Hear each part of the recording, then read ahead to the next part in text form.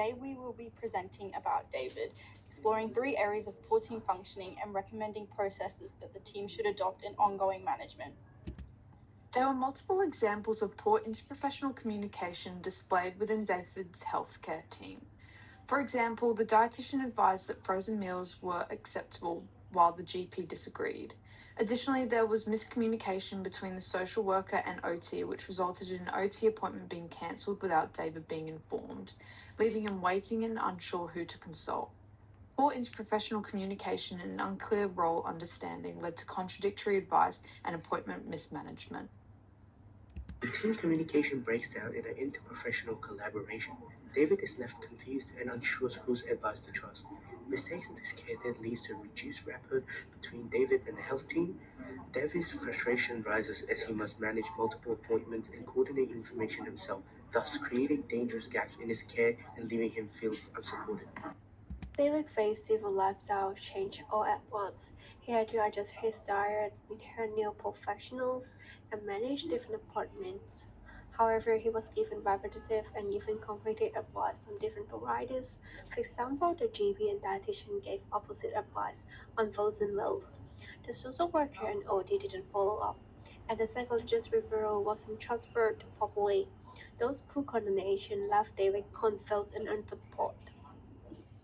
As a result of this overload, David felt increasingly stressed, confused, and burdened by the amount of information and tasks to manage alone.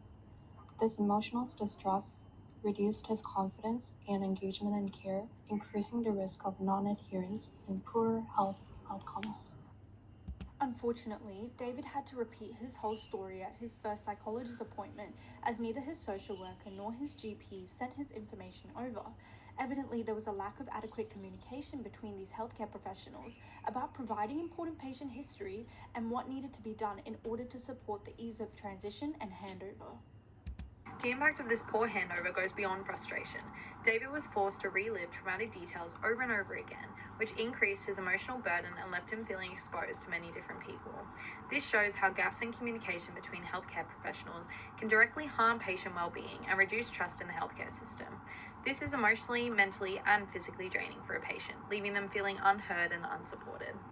Processes we believe should be adopted in managing David's treatment includes clarifying communication professional to professional, as well as professional to patient.